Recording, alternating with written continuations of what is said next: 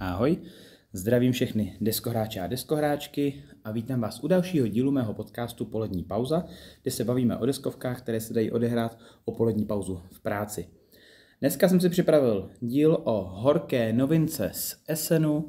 Je to novinka od Delicious Games, v češtině je to oznámeno od Fox in the Box a je to deskovka od Vládi Suchého a jmenuje se Evacuation. V češtině vyjde asi teda, ještě to bylo oznámeno úplně, ale asi jako evakuace, si myslím. Už jsem to několikrát zahrál, tak se s vámi podělím o nějaký první dojmy. Nestihl jsem vlastně už jenom solo mod, jinak jsem to hrál úplně ve všech počtech hráčů. No a jde vlastně o to, že slunce se zvětšuje a zvětšuje a na naší planetě už není možnost, jak žít dál, tak lidstvo se snaží vlastně přestěhovat na nejbližší obyvatelnou planetu. Máte na té planetě nějaké zdroje, ty suroviny, které ve hře je energie, jídlo a vlastně ocel. No a vaším úkolem je generovat ty suroviny vlastně na té vaší staré planetě a pomocí těch surovin se přestěhovat a znovu osídlit novou planetu a samozřejmě nejlépe evakuovat veškeré lidstvo z té určité planety. Hra je to od Vládi Suchého, to znamená opět se jedná o těžší euro, jako spíš méně přístupné asi euro, jo? Je tam takových mechanismů všelijakých, ale o tom si asi povíme až při nějakém zhodnocení. A rozhodně musím vyzdvihnout grafickou stránku, kdy graficky se mi to líbí moc, jako ta mapa, kdy vy tam máte obě dvě ty planety, mezi tím máte nějaký ten systém těch družic, jak to tam vlastně obíhají a do toho máte ty své kosmické lodě. Super, moc pěkný. No, hra se hraje na 4 kola, pokud ji někdo neukončí dřív, ale ono vlastně je tam několik různých módů, o tom si taky povíme, to se mi taky jako líbí, ty módy, všechno možný. No, ale vaším úkolem je je tam teda race mod a potom points mod, jo, jako buď to závodní mod, anebo že hrajete na body. V tom závodním módu hru ukončuje ten, který první zvládne zvýšit produkci všech těch 3 surovin na té nové planetě na 8 a výš a má postavené na nové planetě 3 stadiony. Vy tam ještě stavíte takzvané stadium, které by měly fungovat k tomu, aby obšťastňovali ty lidi, aby na té nové planetě vlastně byli všichni ještě šťastní. Vy začínáte s nějakým jedním stadionem i na té staré planetě, ale vaším úkolem je ho vlastně převést na tu novou planetu. Hra je vlastně taková action selection, bych asi to řekl já, protože vy tam máte hromadu akcí, rozmýšlíte se, který zahrát, skoro až jako v Arnaku, že když bych to přirovnal, že vždycky zahrajete jednu akci, další hraje zahraje jednu akci a jakmile už nechcete nebo nemůžete nic víc zahrát, tak pásnete a v moment, kdy pásnete, tak vlastně už nemůžete hrát to kolo. A všichni ostatní dohrávají, dokud můžou a jakmile pásnou všichni, tak už se vlastně zase pokračuje dále.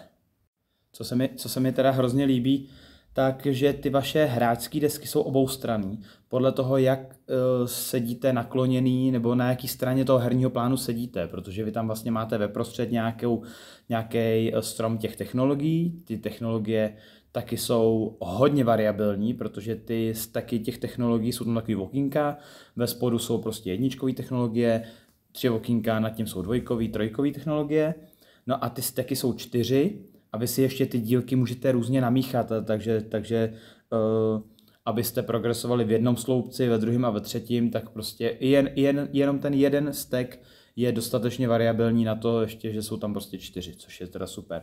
No ale na levé straně toho vašeho bordu těch technologií máte vlastně tu starou planetu a na druhé straně máte tu novou planetu a podle toho, jak sedíte na jaký straně toho herního plánu sedíte, tak si ten board otočíte, abyste neměli bordel v tom, kde máte ty suroviny, kde vám se co generuje. Jo. Máte tam vlastně velké kostičky, oranžový jako energie, šedý jako ocel a zelený jako jídlo. Na ty velký jsou jako za 3 a ty malý jsou jako za 1, takže a každý človíček zelený vám tam produkuje prostě jedno jídlo, každá továrna vám tam produkuje jedno jídlo, jo, a takhle. Takže vy na začátku, když tam máte úplně všechno, tak na té staré planetě tak začínáte se 7 surovinama jako od každého. Potom musíte vždycky nakrmit všechny, to tam udává vlastně ten měřák toho kola, kdy víte, že na začátku nemusíte nikoho krmit na té nové planetě, logicky, když tam nikoho nemáte, že jo. Já se opět omlouvám za pauzy, ale piju kafe. Že musíte nakrmit všechny a získáváte income, což znamená, že se podíváte, kolik těch finfulínů na té staré planetě máte a to si vygenerujete, tolik těch surovin a dáte si to na tu stranu toho vašeho boardu, na tu starou planetu. Na té druhé planetě zase si zvyšujete tu produkci určité suroviny a podle toho, jakou máte produkci, tak si dáte tolik těch surovin. Samozřejmě na začátku začínáte s nulou, že jo. Potom pokračujete s těma akcema a přesně jak jsem říkal, zahrajete jednu akci, protihráč jednu akci, další hráč jednu akci, blá, blá, blá, takhle dokud všichni nepásnou. Jakmile pásnete, tak přelítáváte s kosmickýma loděma. Vy vlastně vždycky, když něco stavíte, to je taky hustý, když něco stavíte, tak musíte zaplatit suroviny jenom z jedné té planety. A když zaplatím na staré planetě za to, že si chci postavit kosmickou loď, tak si ji postavím vlastně na staré planetě.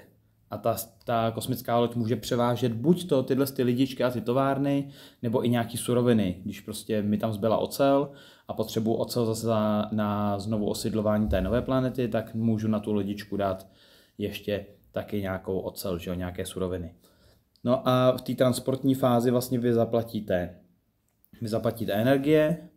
Vždycky buď to ta kosmická loď stojí 1 nebo 2 energie a zpátky, když potom by se měla přeletět z té nové na tu starou planetu, tak už to stojí jenom 1. To je ta transportní fáze. Oni vám vlastně simultánně letějí v obě dvě ty lodičky, nebo když máte 4, tak 2 ze staré planety na novou a z nové na starou. Nejde udělat to, že nejdřív přeletí jedna, tam něco vyloží, tam ta druhá něco třeba naloží tam a zase to převeze. Ne, prostě jakože by ta jedna převezla energii na novou planetu a za tu energii by tam ta odletěla zpátky, to ne, oni letí všechny najednou, jo. No a pak se určuje turn order, vlastně pořadí hráčů, to se určitě určuje pomocí pořadí kdo má nejvíc smajlíků. Smajlíci jsou na těch stadionech, takže prostě čí národ je šťastnější v té evakuaci. Tak ten je jako první hráč. A potom právě je část takzvaného progresu, a to se dělá v tom pořadí hráčů, takže v tom je to třeba důležitý, protože vy tam máte od té staré na tu novou planetu takový esíčko, takovou dráhu jako pro družice a každý hráč má 2 družice. A vy potom, když už hrajete ty akce, tak každá akce stojí, nebo má u sebe nějaký číslíčko od 1 do 4. Si myslím, že to je do 4, možná na těch kartách je to i 5, 6, to já potom řeknu, až se budu vyjadřovat v té fázi těch akcí. No a vy vlastně si spočítáte ty číslíčka za všechny vaše akce, vyjde vám třeba 8, no a vy se musíte pohnout jednou nebo oběma těma družicema v součtu o tolik polí, kolik vám to vyšlo. Jo, to si ještě povíme potom i k tomu osidlování. Ono vlastně je to důležitý kvůli tomu osidlování té nové planety. To si povíme asi ve fázi akcí. No, po těch družicích jsou takzvané bonusy, to znamená, podíváte se na aktuální kartu toho tahu. Když je tam třeba nějaká akce se 6 a nějaká akce s 12, tak to znamená, že ten, kdo měl ten součet těch kroků na tu družici menší jak 6 a včetně 6, teda včetně a méně, jasně, než 6, tak má tam tu akci a kdo má 7 až těch 12, tak má tu druhou akci a kdo má 13 a víc, tak nemá nic, prostě nemá žádnou teďka bonusovou jako akci. No a po bonusech je klasický clean-up Vláďovo her, to znamená nabídka nějakých skorovaček, nabídka kosmických lodí a nabídka stadionů se vyresetuje, ale jedna ta poslední se zruší, všechno se to posune a objeví se tam nová karta. Takže půjdeme k těm akcím. Akcí je několik, by se dalo říci, protože vy vlastně máte možnost, vy máte na tom svém boardu ve spot 4 možné akce, nebo 4 takové sloty, vždycky si můžete vybrat jenom jednu akci a máte jakoby na ruce 4 karty a když si vyberete nějakou tu akci ve spodu toho svého boardu, tak tu kartu otočíte face down a aktivujete tu akci, která tam je. Jo? Nebo máte možnost zahrát tu kartu jakoby na akce, které jsou na té kartě. Teďka už u těch akcí mám malinký problém s tou ikonografií, protože, a rovnou se v tomu asi i vyjádřím, vy na těch tajlíkách, který máte na svém boardu, máte to čísličko, kvůli těm družicím a tady máte to čísličko v takovém šedém kolečku. Zatímco, když zahrajete kartu na tu akci, tak to čísličko máte v nějakém oranžovém čtverečku. A je to samý. Jo, prostě to číslo symbolizuje tu samou věc, že se to přičítá vlastně k tomu pohybu těch družic a k tomu bonusu na konci kola. Že prostě, abyste věděli, že když zahraju akci na boardu a dám tam face down kartu, tak prostě tam je nějaká lišta a je tam šedivej nějaký kolečko a v tom je to číslo, takže vím, že ta akce stojí, nebo má jakoby 4 ty bodíky pohybu, té družici. A když zahraju kartu s tou akcí, tak tam je ten čtvereček oranžovej s číslem. Ale teďka teda doufám, že se nepletu, jako už jsem to hrál prostě 4krát, takže doufám, že se nepletu. Ale mělo by to vyjadřovat to samý. Jo, u některých karet, když zahrajete kartu jako na akci, tak tam máte třeba 3 ty veličiny, máte tam třeba 3, 4, 5 a vy si můžete vybrat, jaký chcete číslo z těch 3 na pohyb družic a klidně i jiný číslo na ty bonusy, což je jako cool, jo, cool, ale spíš mě vadí, já jak jsem z CGčka zvyklý, že ta ikonografie je prostě vymazlená, musí být v každé fázi té deskovky jako stejná, tak tohle to mě trošku sejří a to jsme teda byli jako sami i překvapení, když jsme to hráli v Essenu, že vlastně to není stejný. No a ty akce jsou víceméně vždycky jako hrozně jednoduchý, jo. Získej libovolnou surovinu. Je vtipný, že vždycky, když tam je gain, jakoby získej surovinu, získej továrnu, jo. Tak vždycky si můžete vybrat, na kterou planetu to chcete. Takže vy ještě jste neodletěli a prostě klidně můžu zahrát akci získej surovinu a už si můžu dát jedno jídlo na novou planetu. Což je takový jako zvláštní, ale je to super, jako jo, když už potom se snažíte o tom přemýšlet, tak jako rozhodně chcete něco gainout, chcete prostě něco získat, protože si můžete vybrat, kam to chcete a většinou to chcete na tu novou planetu, jako jo. Takže buď to můžu získat surovinu, nebo můžu progresnout technologii, to znamená, že vezmu jednoho svého kulatého fufníka a dám ho na ten research track na jeden z těch spodních tajlů, buď je to nějaká pasivka, nebo aktivní schopnost jednorázová. A když bych chtěl se dostat vejš, tak musím znova zahrát research technologie, ten fufník si dám vejš, ale ještě furt to není aktivní a musím znova zahrát research technologie, abych teprve si ten druhý track jakoby zaktivoval. Jo, a potom zase vejš, samozřejmě nemůžu na druhý tier těch technologií, pokud jsem nevyzkoumal technologii jakoby pod tím. Nebo je tam akce postav loď, loď stojí většinou jídlo a ocel nebo nějakou ocel, máte tam nabídku pod mapou těch lodí, vyberete si lodičku a tam, kde jste zaplatili na jaký planetě, tak si tu lodičku prostě vezmete. Můžete takhle postavit i továrnu, si myslím. Jo, i továrnu můžete postavit. Nebo můžete vytvořit klony, že za jedno jídlo, ale musí to být jídlo na nový planetě, si můžete na orbit dát 2 fufníky, což symbolizuje lidičky. Jo. No a nebo můžete si udělat takzvaný 2 infrastructure moves, to znamená, že máte ty skorovačky vám potom říkají, jakoby jaký ty hexy na té nové planetě se skorujou, jestli vy tam máte 4 biomy, nějakou tundru, nějaký hory, les a oceán a že musíte mít třeba 2 tundrový hexy s lidičkama v jedné řadě, anebo diagonálně. Jo? A vždycky, když to zahrajete, tak to ještě stojí i nějakou ocel, aby náhodou to nebylo moc jednoduchý. A získáte většinou nějakou produkci, takže jako tyhle karty jsou fakt hustý, jo, na zisk té produkce. Nebo můžete postavit stadion, zase, kde zaplatím, tam si ho postavím, jo. Nebo můžete, a to je super, můžete právě settle, to znamená osídlit planetu. Vždycky můžete za jednu akci settle osídlit jeden hex, musíte ho osídlit celý a vy na těch hexech máte třeba, že to je hex jenom pro továrnu, nebo jenom pro jednoho človíčka, jenom pro 2 človíčky, nebo pro továrnu a 2 človíčky a tak. A vy musíte mít tu továrnu a ty človíčky na tom orbitu té nové planety. A když dáte settle, tak ještě za to potom platíte ocel. Logicky, proč? Ne, že jo? A osídlíte ten hex. A právě vy tam máte buď to nějaký 2 sluníčka ještě na těch hexech, 1 sluníčko nebo nějaký vír a musíte mít postavený na tom tracku ty družice, na tom tracku z té staré planety na novou. Musíte mít na těch místech třeba toho víru, abyste mohli to kolo osidlovat hexy s vírem. Takže už se nám to malilinka to komplikuje. Jo. Už musíte myslet na příští, jako minimálně o celý kolo dopředu. Dobře, jako asi proč ne. Jo. Takže tohle to je ten settle. Ještě, já jsem říkal, že se u settle vlastně vrátím k těm družicím.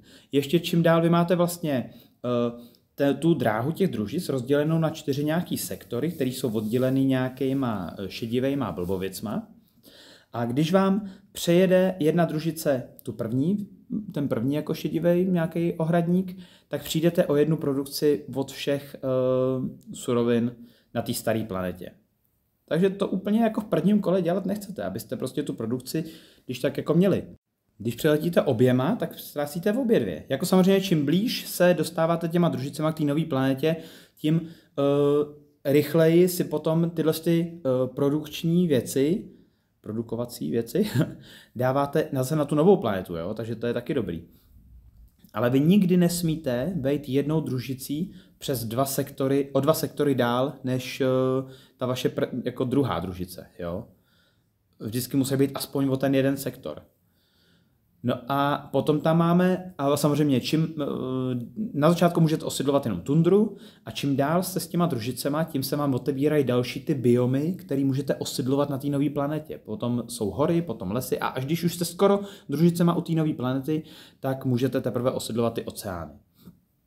Jo. A ještě, zase, aby toho nebylo málo, v prostředku je takový milník, velký milník, je označený velkým oranžovým okýnkem, protože vy vlastně dokud máte před tím milníkem u té staré planety obě 2 ty družice, tak za svoje akce, to jsem neřekl, to hnedka řeknu, vy vlastně máte první 2 akce zdarma a potom 3. akce už stojí 1 energii. 4. akce už stojí 2 energie, když děláte ty akce, jo? A pak už všechno stojí 3 energie, které musíte platit a teďka se k tomu vrátíme, když máte v obě 2 družice před tím milníkem u staré planety, tak můžete za ty akce platit energiema jenom ze staré planety. Jakmile máte 1 družici za tím milníkem a 1 jakoby před milníkem u té staré planety, tak můžete to kombinovat ty energie, což je jakoby asi úplně nejlepší. No a jakmile se dostanete oběma družicema za ten milník k té nové planetě, tak už můžete platit jenom energiema z té nové planety. Takže člověk fakt musí přemýšlet, co stěhuje na tu novou planetu a kdy a jak bude moct platit za ty energie, jo? Za ty akce těma energiema. Což chce to jako fakt přemýšlet dopředu. Vy vlastně máte několik těch koleček, ono ještě aby na té staré planetě, to jsem vlastně neřekl, jak máte ty kolečka, ty produkční kolečka, buď to těch líček nebo těch továren, tak ještě když je potom přemysťujete tím transportem, těma loděma, tak ještě můžete přivést jenom určitý typ, protože oni mají okolo sebe, buď to jsou žlutý, modrý, anebo šedý. A ty kosmické lodě mají místo právě, některá třeba převáží jenom šedý, některá převáží jenom šedý a modrý, takže prostě, když si zvolíte ještě i blbý kosmický lodě, tak vás to bude stát mnoho surovin, než si koupíte dostatečně jako dost jakoby kosmických lodí na to, abyste převezli jako všechno. Jo. A potom právě o tom skorování, to si povíme až na konci, ale jako je to hustý, no. Dokážete si to jako takhle posrat. Což teda v Essenu, když jsme to hráli, Tak jsme na to čuměli, jak zjera. Jsme si úplně říkali, aha, tak jako aby, proč ne, dobře. A pak jsem to už hrál tady s klukama, o polední pauzu, to bylo jako už docela dobrý. S Verčou doma jsme to teda hráli taky, tam jsme trochu narazili. Jinak vlastně k těm pravidlům, já si myslím, že jsem asi většinu nějak tak jako pokryl. Jestli jsem něco nepokryl, tak to asi jenom detaily. Ten settl jsem řekl víceméně, no, akorát prostě tam chce myslet hodně dopředu, no. Je tam toho prostě hodně, ty družice jsou tam podle mě absolutně navíc, jo, ty tam vůbec nemusely být, podle mě. No ale to předbíhám, takže k nějakému mírnému zhodnocení. Já se za dobu, co hraju deskovky, což já hraju od nějakých 10 let, jsem začínal s Talismanem, takový to dřívavější hraní člověče a dostihu to vůbec nepočítám. Já počítám deskovky asi až od Talismanu a to jsem v 10 letech začínal, nebo v 12 začínal s Talismanem a od té doby hraju. Sám se považuji asi za wargamistu, že mám rád wargamy a eklundovce, že mám rád prostě jako fakt těžší deskovky. Za eurohráče se teda nepovažuji, ale považuji se asi už za, jestli by se to dalo klasifikovat jako za heavy hráče, jako jo, že prostě nemám problém s tím rozchodit jako těžký hry, nemám problém asi s nima. Ale Vláďovo suchýma, jako se sucháčovejma hrama, menší asi problém mám. A není to tím, že by byly jako nějak extrémně těžký. Spíš je to takový krkolomný, takový neintuitivní a člověk na to kolikrát kouká jak z jara, jako jo. Já, ale zase, abych nekritizoval, jo. Já mám asi podle mě, co je Vláďa v Delicious Games, tak mám všechny jeho hry doma. Úplně jako všechny. Co byl v CGčku, tak mám jo, no nemám šestiměstí, nemám ten klub Stroskotanců nemám, a Loděnici vlastně mám až teďka z SNu, takže jakoby ještě něco nemám, ale Pulzar teda mám samozřejmě a to. Jako já Vláďovo suchýho hry mám moc rád. Mě baví jeho témata, mě baví, jak on přemýšlí. Nevadí mi, že první 2 hry tápu, co vlastně mám dělat a potom, že mě nutí jako fakt přemýšlet hodně dopředu. To mi nevadí, ale některým lidem by to vadit mohlo, jo. Vys třeba, když jsme tady hráli minulý rok Woodcraft, truhlaříky, tak to nikdo se mnou nechce hrát. Já nejvíc her truhlaříků mám solo, protože všichni říkají, že to je prostě strašná kravina, že to nechtějí hrát, protože tam se to taky může jako podělat tím, že si to prostě člověk jako blbě naplánuje. Jo. A tady člověk taky musí přemýšlet hodně dopředu, no. Právě, no. A třeba mám zkušenost se svojí manželkou, když jsme hráli Woodcraft, tak jsme to na poprvé nedohráli. Protože na to tyvek taky kouká, říká, že to je blbost, takže to prostě hrát jako nebude. Potom asi po 2 týdnech, po 2 týdnech si řekla, že by tomu dala, a sama od sebe teda, že by tomu dala ještě jako druhou šanci. A hrála a už třeba 60 bodů nahrála. To bylo jako hustý. To Matěj s Béďou, těch jejich 20 bodů, to se nedá s tím vůbec jako srovnávat. No ale teďka jsme třeba hráli tu evakuaci a já jsem jí vysvětloval pravidla, vysvětloval jsem jí to 28 minut, půl hoďky. Ty pravidla, skončil jsem a říkal jsem, tak jdeme hrát, máš ještě jako nějaké otázky? No úplně, já to vůbec jako nepochopila, vůbec nevím, vím, o co mi má jít, ale jak toho docílim, protože vy musíte přemýšlet, že vlastně za začátku nemůžu, pokud tam nedám klony akcí, tak nemůžu ani osidlovat první kolo, jo. Protože než si to tam převezu, tou kosmickou lodí, jde o to, že jakmile si tam převezu nějaký produkční lidičky nebo továrny, tak najednou přicházím o produkci na té staré planetě a pak potřebuju ale akce, za který musím platit, abych si je, protože já se je přivezu jenom na orbit, že jo? A já musím použít akce, to je tu settl, abych to vůbec dostal na tu novou planetu. Nejlépe to zkombinovat s nějakýma těma skorovačkama, těma infrastructure moves. a abych prostě si boostnul produkci, abych potom jako produkoval na obou dvou planetách jako v určitý moment stejně a potom si ten zbytek převezl jako na tu novou planetu a už tam měl tu produkci jako na Magora úplně jako velikou. Ale tohle to vás první hru nenapadne, takhle způsobem přemýšlet. Vy jste rádi, že jste to rozchodili, že víte, že se tam nějakým způsobem asi hejbou ty družice a to. My jsme to hráli v Essenu, tak vyhrál Tomáš Uhlík a sám říkal, že si cítí, že se to vůbec nezaslouží, že vůbec nevěděl, která by je, jakmile, nebo ne, nevěděl, která by je, to jsem tomu křivdím, ale že vůbec jako nečekal, že nakonec vyhraje obot ve výsledku. A hlavně jsme hráli ten race mod a tam máte hrozně málo ve výsledku jako bodů. Jo. Já jsem vlastně chtěl říct, jak funguje race mod a points mod. V tom race modu vlastně hru ukončuje ten, který má produkci 8 a výš na všech 3 surovinách a 3 stadiony. Když nikdo nemá, tak se to ukončuje na konci, až všichni pásnou na konci 4. kola. No a vy vlastně v tenhle moment si zvolíte svůj nejnižší produkční marker na té nové planetě. To znamená, když ten má všechny na 8, tak si zvolí ten 8 jeden, ty ostatní si zvolí jiný. A ponížíte ho o tolik produkce, kolik máte negativních jako těch žetonů. Negativní žetony dostáváte, pokud neplníte počet stadionů na začátku každého kola, je třeba určený počet stadionů, který musíte mít na té nové planetě. Nebo když musíte nakrmit lidi a nemáte prostě jakoby jídlo, tak za to taky dostáváte minusové body. No a to si to takhle ponížíte. A potom si to ponížíte o každý žetonek, který jste neevakuovali. To znamená, můžete mít 8 bodů a v ten moment prostě jste neevakuovali třeba půlku, jestli to ponížíte o 4, o 5, máte najednou 3. A počítá se vám jako váš vítězný body, se počítá ten nejnižší produkční marker. To znamená, i když to ukončíte, ale jste lempl a něco jste prostě zanedbali, tak i tak nemusíte prostě vyhrát. A bylo to hrozně zajímavé na ten race mod, vlastně, že člověk končí je zvyklý, že u Sucháčovo her se prostě boduje každá chujovina, že tam máte přes 100 bodů a úplně v pohodě, jo. V Praze třeba, nebo ve Woodcraftu.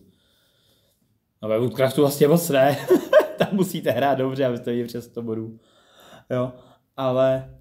Ale prostě se to stát může, no ale tady najednou Tomáš vyhrál, že jo, a měl 6 bodů.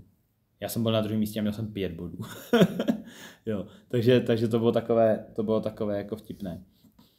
No a potom vlastně se ještě navyšuje ten marker, sorry, to jsem zapomněl. Ten, kdo má nejvíc smajlíků, si to navýší o 2, ten, kdo má druhý nejvíc smajlíků, si to navýší o 1. Takže mně se třeba stalo, když jsme hráli teďka s Verčou právě v tu sobotu, ona to chudák hrála poprvé, já to hrál po třetí, nebo po čtvrtý, teďka už nevím. No a měl jsem všechno 8, že já jsem si zvolil ten 8, neměl jsem žádný negativní bod, všechno jsem evakuoval, takže jsem si to povýšil o 2, protože jsem měl nejvíc smajlíků na 10 a vlastně jsem mi skoroval ten nejnižší, takže 8. A ona podle mě měla 3 nebo kolik, jo. Takže to je ten race mod. Je to zajímavý, ale určitě si myslím, že za povšimnutí stojí spíš ten points mod. A vy tam máte ty bodovací karty. Každý si vezme, si myslím, 4. Jednu si vybere, bodovačku, to vám boduje kosmické lodě, boduje vám to stadiony, boduje vám to prostě produkci, továrny a já nevím co všechno. No a vy si vyberete jednu a zbytek pošlete a draftujete to. Přijde vám jiná trojice, vyberete si, pošlete. Dokud nemáte 4 karty na ruce, bodovačky, jednu si vyberete, tu discardnete a zůstají vám 3 karty bodovaček a vlastně na konci hry potom bodujete to, co je tam napsaný. Počet těch kosmických lodí nebo továren a tak. A trošičku vám to určuje i styl, jakým byste asi chtěli hrát a nepotřebujete si tam, jako je to najednou úplně něco jiného, protože najednou nejedete úplně na to, abyste si zmaximalizovali produkci, ale prostě jedete na něco prostě jiného. Chcete si zmaximalizovat produkci kvůli těm raketám, chcete víc stavět továrny, je to zase něco jiného. A ještě, abych nezapomněl, máte tam i jednodušší mod, race mod, ale jako jednodušší, který se nehraje na ty karty. Jo? Že to nemusíte ještě takhle překombinovávat tím, že byste hráli akce z karet, ale víceméně máte karty na ruce a vždycky jediný akce, co děláte, jsou na té desce a vždycky ty karty prostě dáváte face down na to. Jo? Abyste aktivovali ty 4 možné akce, co jsou u vás na té ploše. A vůbec nehrajete na ty karty. To by mě ale asi nebavilo. To už je až moc jako jednoduchý. No a moje nějaké hodnocení. No hele, určitě to nebude nějaká komplexní recenze, protože, jak říkám, jsem to odehrál 4krát, si myslím, a dneska v poledne, kdy vychází ten díl, tak jsme tady ve 3 a zase hrajeme evakuaci, protože jako je to dobrý. Baví mě to, hrát to chci, stejně jako ten Woodcraft, prostě stejně mě prostě Sucháčovo hry bavěj. Baví mě, jakým stylem on mě nutí přemýšlet. Je to úplně jiný, než jakoby zase jiný eurovky. Jo. Když nepočítám teda Messina byla easy. Jo. Messina byla prostě podle mě hrozně jakoby hodně taková nesucháčovská deskovka. Jo. Ale taky jsem jí hrál jako tematicky super, ale on Vláďa sám přiznává, že mu o téma moc nejde, že mu jde hlavně o ty mechaniky. Jediný, s čím mám trošičku problém, je, že by tam v každé té hře by mohlo být o jednu mechaniku třeba míň. On podle mě trpí na to, že je sám sobě svým bossem. A není tam nikdo, kdo by řekl, hele Vláďo, a fakt tam musí být ty družice. Hele, a v tom Woodcraftu není ta půda už jako zbytečně jako na hovno, další prostě věc. Jo. Prostě že on jako já ho mám rád, on je jako hustej, ale prostě a tohle to by bylo hustý, kdyby tam bylo ještě tohle. A co kdybychom to přidali ještě tohle?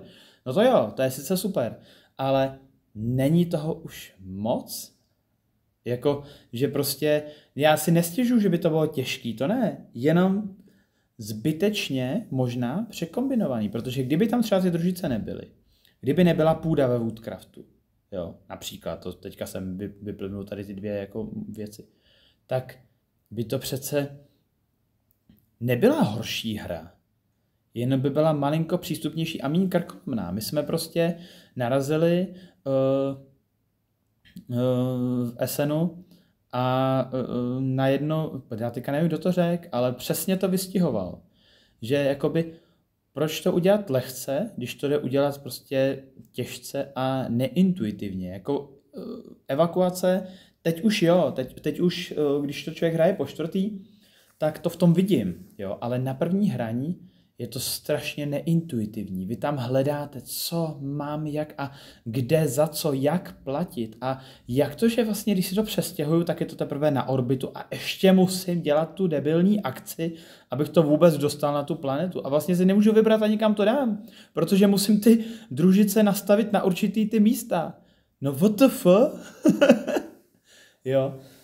Prostě je tam toho moc a když chcete něco udělat, tak vlastně si akorát musíte spojit hromadu těch věcí dohromady, abyste to mohli udělat. Jo? Není to jako, OK, pro tuhle akci uděláš tohle. A teďka si nakombinovat, v jakém pořadí ty akce třeba to. Ne, ty prostě potřebuješ ještě nastavit tu debilní družici. Jo? Ještě je to nějakým způsobem závod, protože ty chceš mít co nejdál, aby si mohl osidlovat co největší část té planety, ale zase nechceš hrát tolik čísel na těch kartách, jako tak vysoký čísla, aby si triggernul aspoň i nějaký ten bonus na těch bonusových kartách na konci kola. No prostě já se vůbec nedivím Verče, že měla chudák v sobotu slzy ve očích, že říkala, hele, já fakt nevím, co mám dělat. Jako. To si tady prostě nějak jako hraje a já fakt nevím, co mám dělat. A já jsem říkal, já se ti jako nedivím. Já jsem v Essenu po x pivech jako taky bojoval s tím, že jsem prostě nevěděl a byl jsem druhej, taky nevím jak. A Tomáš byl první, taky neví jak. Jo. Prostě je toho moc, no. Ale jak říkám, není to jako kritika taková, jako nekupujte si tu deskovku, protože Vláďovo Suchýho hry jsou super. Mě ty hry jako baví. Mně jenom vadí to, že ty první 2-3 partie jsou, ale to není, že by to bylo těžký. Já jsem teďka v sobotu hrál Voidfall jako poprvý solo a taky to nebylo úplně lehký jako rozchodit. Nevadí mi, že to je těžký, vadí mi, že to je krkolomný rozchodit. Většina těch her je na rozchození krkolomná a jakmile do toho proniknete, tak si to hrozně užijete. Jo. A není to krkolomný jako třeba Lacerdovky a nebo prostě nějaký jiný heavy věci. Jo. Protože ty jsou heavy, je tam toho hodně, ale uvádět toho prostě jako má člověk ten pocit jako zbytečně hodně. A zbytečně to všechno souvisí se vším, jo? Že prostě... No nic, ale i tak se nic nemění na tom, že jsem já vím, že to v té recenzi snad ani jako nevypadá, ale já jsem Vláďovo veliký fanda. Jak říkám, mám doma všechno od něj a vždycky si to rád jako zahraju. Nebo vždycky. Člověk na to musí mít náladu. Jako, když mi někdo řekne, hele, pojď si zahrát Woodcraft, tak musím mít náladu na to jít a prodávat židličky veverkám. Když mi někdo řekne, hele, pojď si zahrát Messinu, tak řeknu, jo, teďka bych chtěl prostě tady zachraňovat, dávat lidi do karantény a mítit mor. Jo, teďka bych chtěl stavět podmorský města. A nebo prachu. Jo, a nebo evakuovat lidi. Chci. Ale třeba když to přirovnám k Arnaku, což je si myslím super přirovnání, protože jak jsem říkal, jsem heavy hráč, rád hraju těžké hry, Arnak se mi zdá jako středně obtížná hra, to není těžká hra, že jo? Vláďovo hry jsou určitě těžší než Arnak, ale když mi někdo řekne, pojď si zahrát Vláďovo hru, tak na to musím mít náladu a říct si, OK, tak mám náladu a chci si zahrát evakuaci. OK, mám náladu, chci si zahrát Messinu. A když mi někdo řekne, pojď si zahrát Arnak, tak já půjdu vždycky. Vždycky prostě. Nikdy by se mi asi nestalo, to bych musel být třeba nemocnej, aby mi řekl, hele, pojď si zahrát Arnak, a já řeknu, ale teďka ne. To prostě vždycky si půjdu zahrát Arnak. A úplně stejný pocit mám i u té Kutné Hory, teďka nový. To je taky taková pecka, kterou kdykoliv si zahraju. V sobotu jsme s Verčou hráli evakuaci, v neděli říkala, hele, zahrajeme si Kutnou Horu. Já jsem říkal, jo, okamžitě, klidně, není problém. Jo, tak jsme hráli Kutnou Horu. Prostě. Ale to není recenze Kutné Hory, to je recenze teďka evakuace. A evakuace jako je super hra, koho baví hry Vládi Suchýho, tak je to jedna z těch jako fakt dobrých, kdy to tematicky sedí úplně skvěle a jakmile vám přepne to manažování surovin separátně na obou dvou planetách, placení a prostě převážení a všechno, tak jako to je dobrá recenze na to je taky od těch mých kamarádů tady v práci, třeba od Matěje, který Woodcraft hrál jednou a říkal, hele, už nikdy, nechci hrát Woodcraft prostě. A minulý týden, podle mě vlastně po SN ve středu, jsme hráli evakuaci. A říkal, hele, to je dobrý a to chci hrát a proto to dneska jdeme hrát znovu. Protože řekl, jo, chci. A nechci spíš Voidfall, nebo prostě já se naučím už konečně toho debilního zaklínače, který ho mám doma v tom big boxu a ještě jsem ho nehrál ani, protože na něj není čas. Ne, já chci evakuaci. Tak to je docela dobrá recenze, ne? A já samozřejmě si ji rád zahraju s ním. Takže nevím, kdy to David plánuje s Fox in the Box, ale moje recenze prozatímní je, že těšte se na to. Je to jako super. Je to super. Jakmile do toho proniknete, je to super. Tak, příští týden vyjde díl o Rootu. Blíží se nám Root, blíží se nám Marauders Expansion. Já jsem zapomněl, jak se to jmenuje v té češtině od Foxu. Plenitelé si myslím. A příští týden vyjde díl o Rootu a budeme ho natáčet teďka po víkendu, budeme ho natáčet na kempu s dětma, takže to opět bude díl s dětma. Zahrajeme si zase Root. Teďka to paradoxně bude fakt zajímavý díl, protože Root mají oni nahranej. Root hrajou i sami od sebe, takže ten se mě učil víceméně jako jednu z prvních her kdysi před lety a Root hrajou strašně rádi. Takže si ho takto tematicky zahrajeme o víkendu a rovnou natočíme i díl a bude to podle mě hustý. Takže se těšte. No a jsem teda na YouTube, dám si takovéto reklamní okénko, jsem teda na YouTube, jsem na Podbeanu, jsem na Spotify jako polední pauza. Jestli se vám líbí, co vám tady přináším, asi doufám, že se to někomu líbí, tak mi klidně dejte na YouTube odběr, já z toho mám pak velkou radost a dám si vždycky za každého odběratele večer jednoho panáčka. Tak se mějte krásně a uslyšíme se zase příští týden. Ahoj!